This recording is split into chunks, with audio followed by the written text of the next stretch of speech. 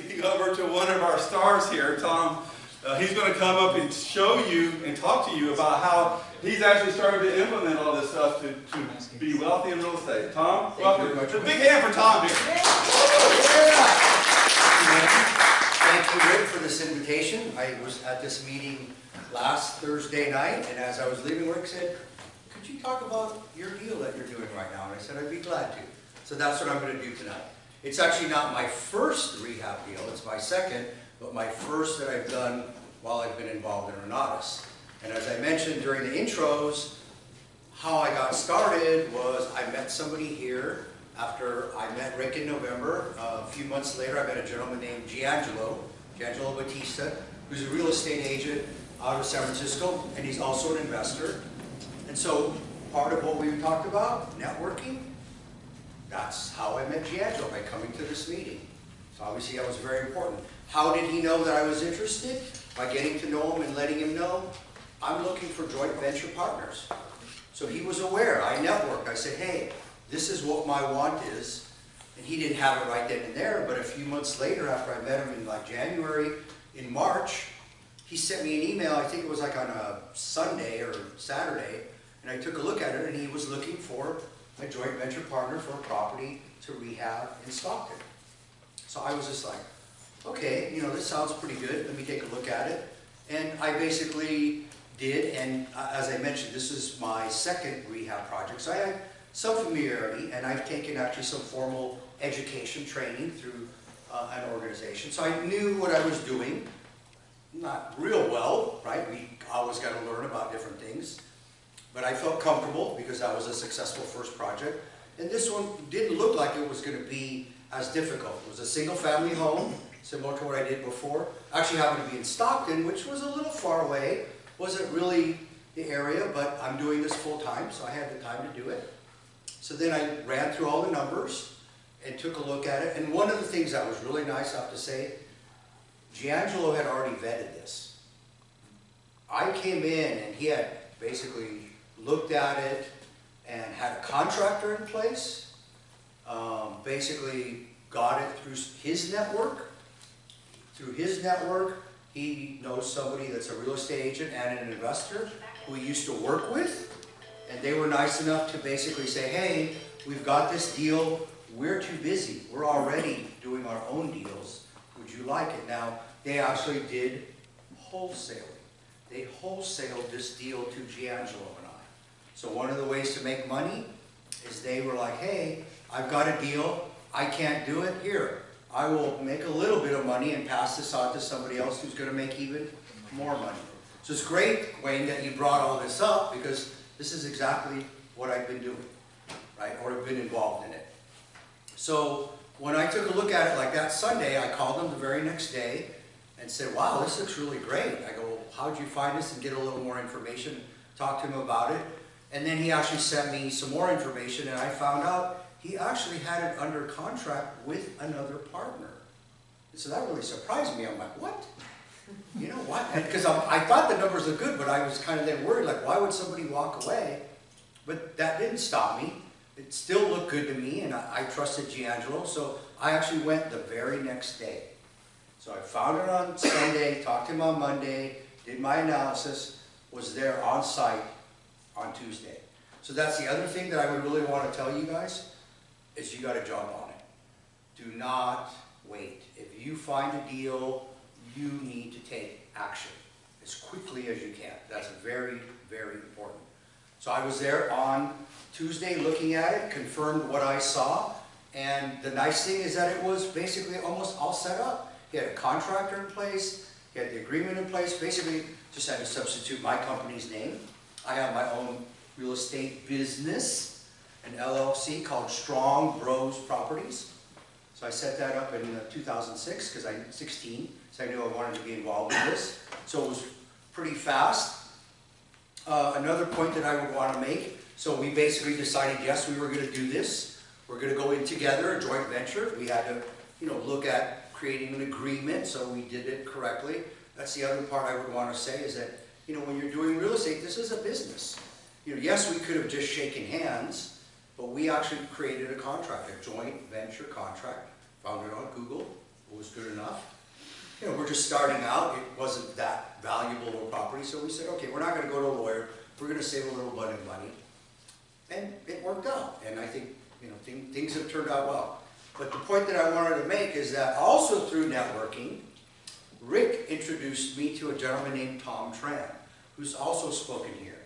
And one of the things that I really caught at Tom's meeting, and this goes back maybe 4 months ago, is he mentioned a hard money lender, his preferred hard money lender. They're called Iron Bridge Lending. So I definitely noted that because that's part of why we're here, is to make connections and get connections in different areas. Actually, I want to talk to you because you're a tax person. So I will be talking to you soon. So when I was looking for lenders, and I had already done a deal and had another lender that knew me, but you know, of course, you're going to look at multiple vendors. You're not just going to look at one. So I had like 4 at the same time. But to tell you the truth, as soon as I mentioned to Richard Caney of Iron Bridge that he was recommended by Tom, he wanted my business. He was not going to let it go. When I kind of said, well, I think I'm going to go to this other guy, he goes, look at them, let me know what they're going to do, and I'll do a better deal. And he did. So again, it's about networking and making connections. He came through with a 90%. He funded 90%. We only had to put 10% down and 100% of the rehab costs. Wow. So this property we bought, let me get into that a little bit. I said it was in Stockton. It's kind of east of the downtown area, and it's not the best neighborhood. Get more into that in a little bit, but it's 2,200 square foot Victorian, 4 bedrooms, 2 bath, on a pretty big lot, about 5,000 square foot, and 2-story, and it had like a bonus room. So it was actually a really nice property. So, you know, I was very excited to get into this, get into my second deal, you know, got the funding, so then away we go. And the thing that was nice, as I mentioned earlier, we already had a contractor. And the thing I didn't find out until we actually really started getting going is the contractor that we had was actually the younger brother of the listing agent, the person we bought it from. So we had this really good connection. Wow. Yeah, exactly. So that worked out great. So the other part I wanted to mention is that what kind of rehab this was. The first one that I did last year and sold at the beginning of this year was basically what I call a full rehab. I had to get into electrical, I had to get into plumbing, had to put a new septic system in. That was a full bore, you know, besides the floor and the paint and all that kind of stuff. This one was what I would call high-level cosmetic. Just had no roof, no windows, paint, no doors, minimal bath work, some kitchen stuff, and from a structural standpoint, all we did was tear out one wall that was separating the kitchen from the dining room. So another thing that I'd share for everybody, if you're going to be getting into this, is people love open floor plans. That is so huge. I actually kind of made a mistake on my first flip by not making the kitchen more open. We actually did get that feedback. So definitely when I saw that, I'm like, okay, that wall's got to go. And of course we had some gotchas here and there. Actually, one thing I wanted to mention is a surprise that came. So when we bought the property, it had a 2-car garage in the back, and we didn't have the key. So we couldn't get in, and we kind of were peeking in there. It was real dark, and you know, this is kind of an older property. Nobody was living there when we bought it. It had been empty for a while. Well, when we finally took possession, the construction guy, his name's Alex Arroyo, great man, great work, he busted the lock. What did he find? Vintage. A Ferrari? I wish. It was a Dodge Charger. Wow. Oh, so it was like, possession is 9/10 of the law, isn't it? Right. Well, you bought the It was property. stolen. Oh, It was stolen. Yeah, for about 2 or 3 days we thought, okay, you know, we might get a little bonus here. No, I actually found a policeman because one of the things that I did is I actually oversaw the rehab. Since I had done one before, I was basically, you know, the project manager for the rehab. I worked directly with the general contractor. And actually, that was one of the things he said because he knew we had various partners. He said, I want to deal only with one person. Right? So that's another thing to know. When you're going to be dealing with a construction person and you might be working with various parties, you need to delegate one person to work with them, not have multiple voices going back and forth. If there were questions on our side, then it would go through me. So we basically didn't get the car. Oh well, that happens. The other thing I wanted to mention is Alex. As I mentioned earlier, I wasn't expecting to do rehabs in the Central Valley, and it's a little bit far. It takes about an hour and a half to get to Stockton. But the plus is Alex. He did great work for a great price, and he's a great person. So when you find somebody like that and you're doing rehabs, that's one of the most important people that you can have on your team, is a great contractor. I cannot overstate Where that. is based? Excuse me? Where's Alex based? He lives near Stockton. Oh, this one. Yeah, so he basically will do the Central Valley, pretty much. I actually had him look at a property in a town called Riverbank, which is about half an hour away. He said he would go there. Didn't work out, but, so he will travel to some degree. You've got him. Because he's actually working for his brother on his brother's real estate investments also. Have But- you completed the project yet, or still in progress? So, I'm gonna be getting to that. So, the other little gotcha that I would wanna mention through all this is beware of city inspectors. And the reason I say that is when we bought this property, it actually had a couple permits that were on it when we bought it. Wasn't a big deal. At first, when we heard about it, I remember my brother was like, what's going on? Why does it have this?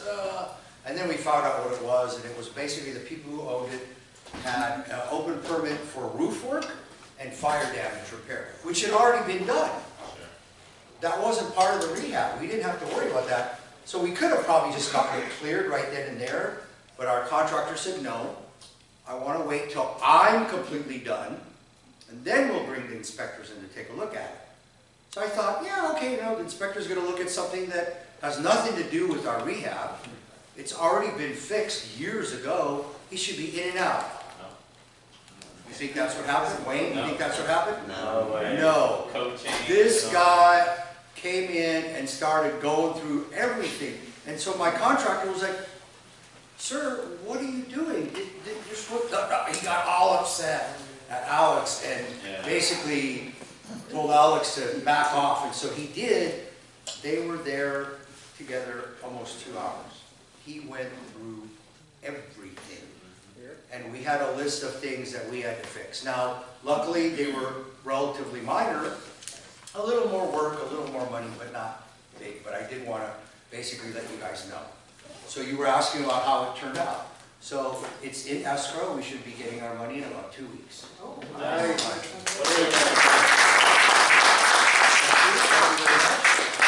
So, and also, I'll answer your question in a second, but I wanted to give you the time frame because I mentioned this was a fairly, what I would consider an easy project because a lot of things are already in place. We took possession, I think, the second week of April, and we finished the actual construction work toward the end of June. I think within a week or two we got it on the market, and it was days on market about 50 days, which is just slightly less than the average right now in Stockton, which is 51. So yeah, we're making almost 30% return on investment. wow. So we bought it for about, including the wholesale fee, you know, from the people that sold it to us, which was about $10,000.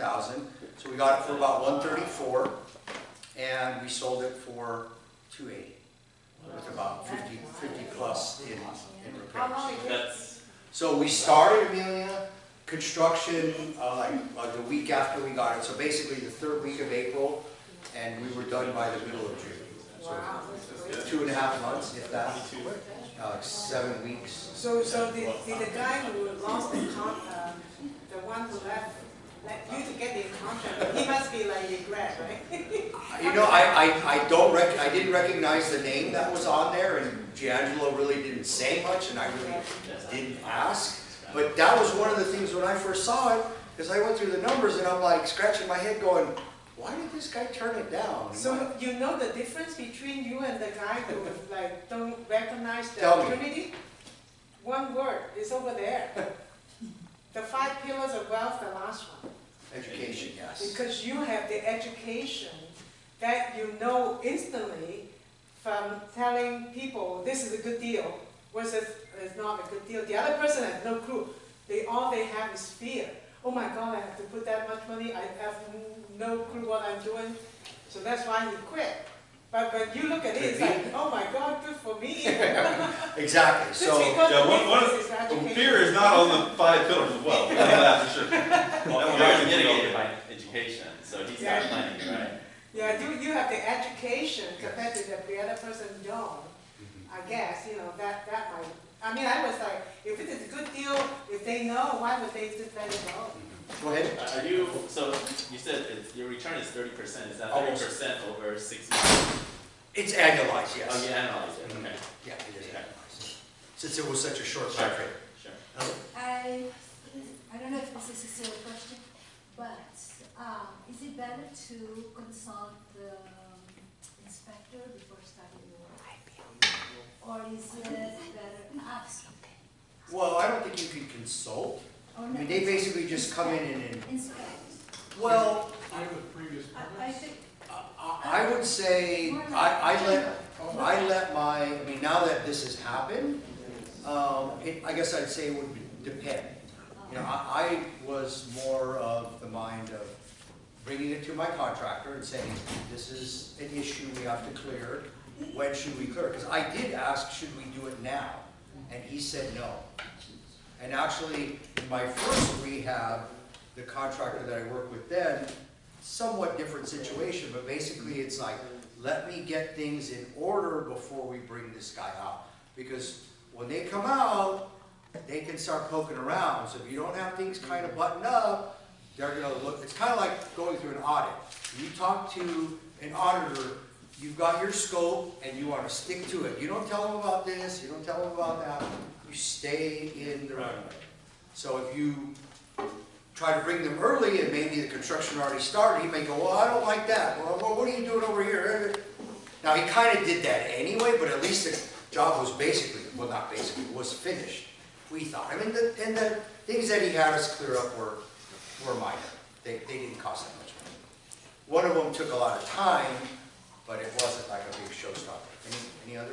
Yes? How much was the rehab? A little over $50,000.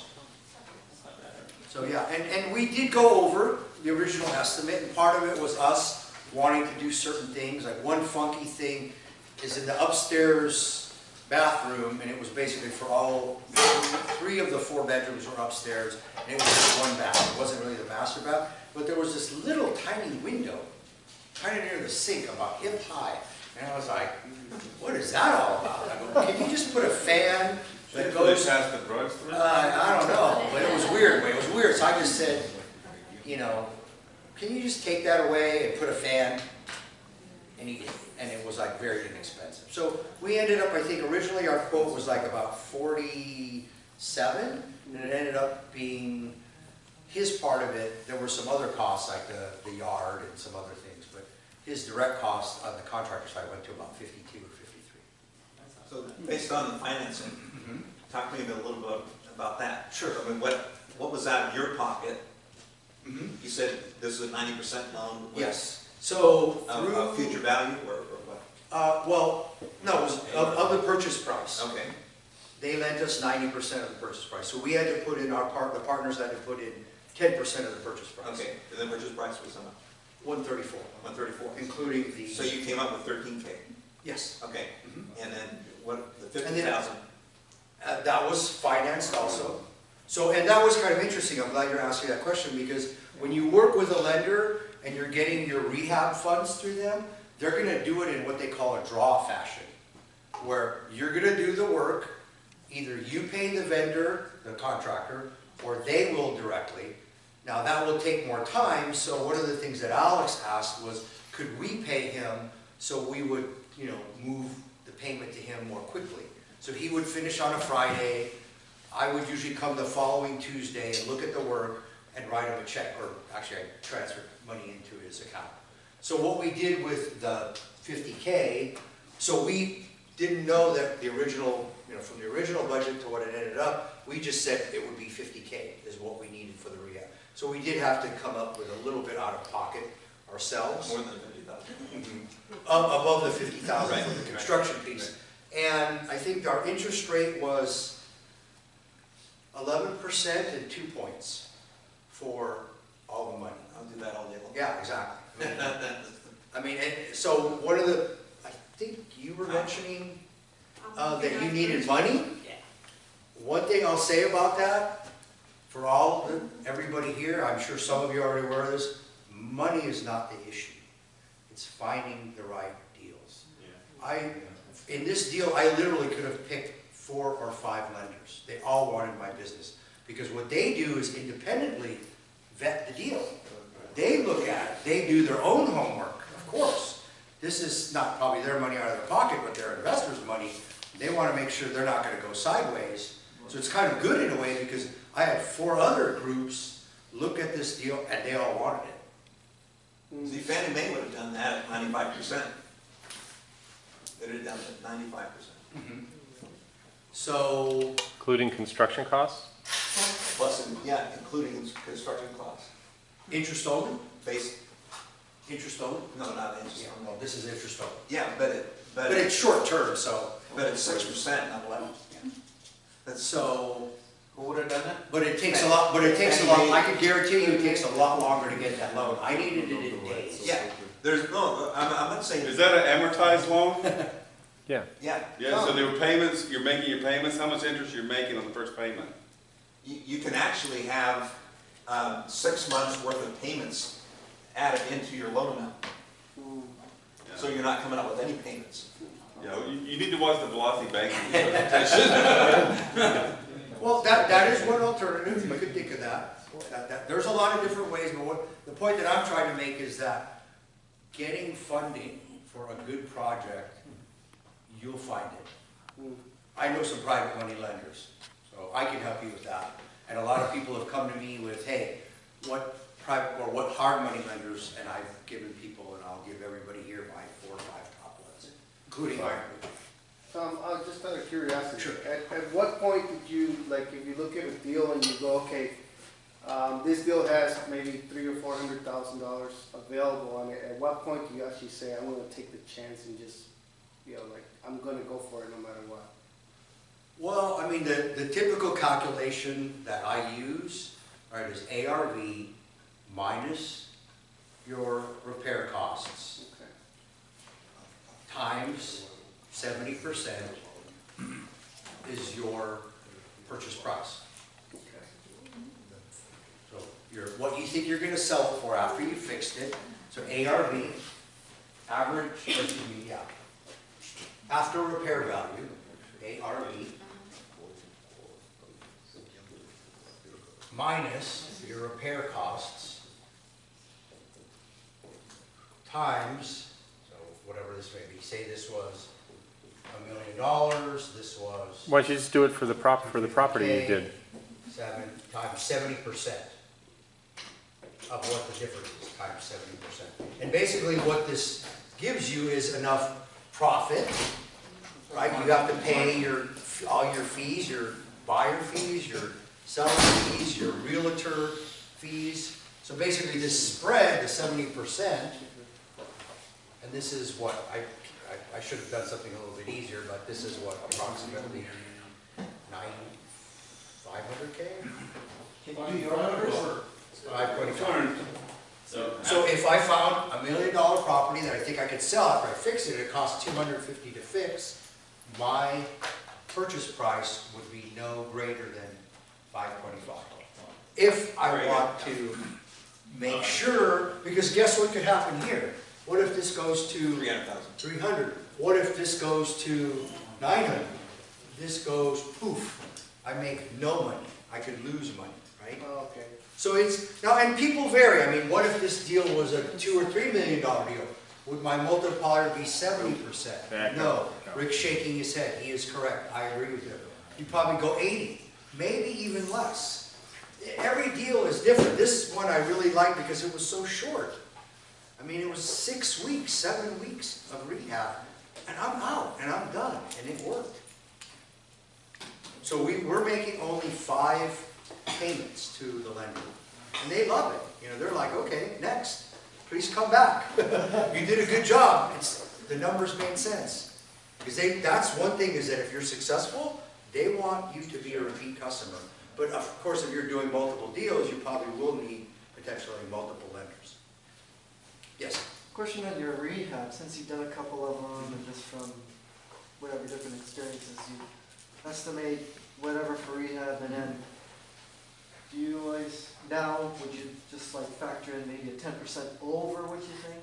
Yes. There's always gonna be something. So my unforeseen. first one, I did, yes. And I think you should always do that. Yeah, You know, I was actually at another meetup where the guy was talking in particular about the construction piece of it. And he almost had like 15%. 15%. Yeah, I mean, and if you don't use that, that's more profit to you, but what if, Yeah. you From a wanna lender's make standpoint, sure. you always, you have to add 10 to 15%. Yeah, and if, because what if it goes, it's even hot? Like me, my first one, I wasn't expecting to have to put a septic tank system in, a brand new one. So what were some of the things that just came in?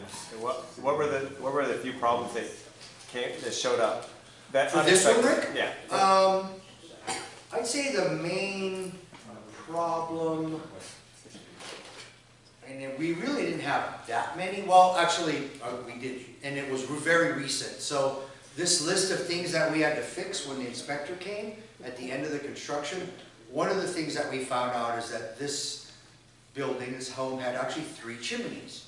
No fireplaces, they were all walled off.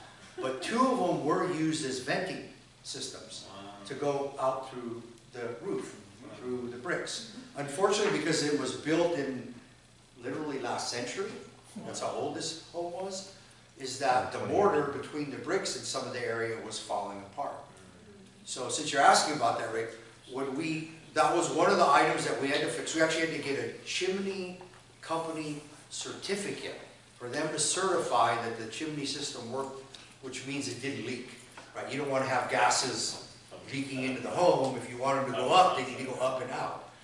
Well, I got one chimney company that came in, and I think they kind of sent a new guy, and all of a sudden he's saying, oh, you need to hire us to do $25,000 worth of repairs. Poof goes my profit. Yeah. Not all of it, but probably a good part of it. So I was just like, and I told my real estate agent, and he's like, Tom, get another chimney guy. So I did. He came in, saw the same thing. So this is another good learning lesson. I'm glad you asked this. He said he would fix it for $3,000. 25, 3. Same thing, same work. So I'm like, well, obviously this guy was just gouging me. Yeah. Now, and that's happened. When I did my first property, just for something as simple as the yard work, one person wanted like $8,000. The other guy was like $2,500 for just doing yard work. I mean, what? I was just like shocked. You know, when I first got my roof estimate at the first project, it wasn't quite as severe. I think one was like 20, and I ended up getting it for like 12. So it's still, you know, percentage-wise, a big deal.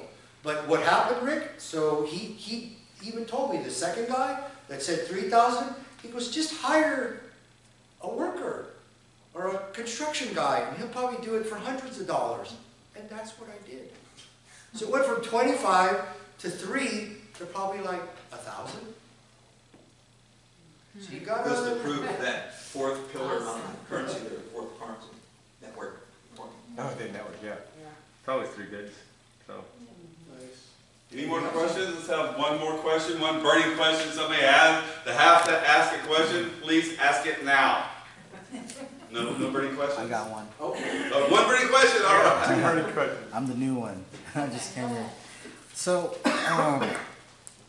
you found this property in Stockton, but you were able to, I didn't find it. You didn't find D'Angelo it. did. okay, but you were able to check the property out before you bought it and made an offer. So, when you did that, did you have inspections done? So you pretty much gambled. You didn't know if there was like foundation problems or if it was sinking in the ground? Or I visited the property. you just visited it? Yeah. Okay. And a contractor had already given us a bid. Oh. What he saw. Remember, I saw, said that there was already a bid as part of the deal. okay. So in some cases, if that wasn't uncovered because an inspection wasn't done, how would you account for rebuilding the entire house if that was the case? Well, I mean, if I bought it, I mean, you would just have to eat it and potentially take a loss. That's part You of it. would, I mean, now, I think you're bringing up a really good point, though. I mean, I was actually looking at some properties. I was actually in Stockton yesterday, finishing up on, well, the chimney item that I just talked about at length. And then I started looking at some other properties and doing some networking. And one of the homes I looked at yesterday through a real estate agent that we're in contact with, we go into the basement and there's cracks Everywhere. everywhere. So I'm like, and then it was like, and this was kind of like gutted, so it was like, you'd have to strip this thing to the studs. You didn't have a good feeling. And I was just like, okay, how much will it sell for? $250. Probably $100 plus to fix. So that, now you're at 150 times 70%? No, it was selling above that number, or it was selling at like 150. I'm like, how could they even, actually, I'll give you even a better example. Kitty corner to the house that I'm talking about, that I finished rehabbing and will sell in 2 weeks, was a house for sale. This same agent found it for us. So I took a look at it. It was literally, I walked across the street and it was right there. One side thing is the people who were the renters decided to become squatters and were living in the yard and the garage. It was a side thing. We could move them out if we needed to. But the other thing that I saw when I started looking at the history of the property is that on Zillow I found out, and then I looked at Property Radar, that's another tool that you can use. It's a subscription-based service that gives you a lot of information. It's kind of like the MLS. I really like it and I've been using it now for a couple of years. Well, what I found out is that house was just sold less than a month ago for $50,000, and it was on the market for $149. And the owner was called 123 LLC. So I told the agent, I go, you know what? This is an investor who bought this. Tell them I'll make them an offer of $60,000. They're going to make a 20% wholesale fee. They said no. But I wouldn't buy it for, like, that's just, to me, see, one of the things I'll say, and I'll get on my high horse a little bit, is that I believe you should be ethical and do the right thing. Part of my slogan is people first, profits second. As Bill said, and I really want to emphasize this, and thank you again, Bill, because what you said is very important. You're here to help people.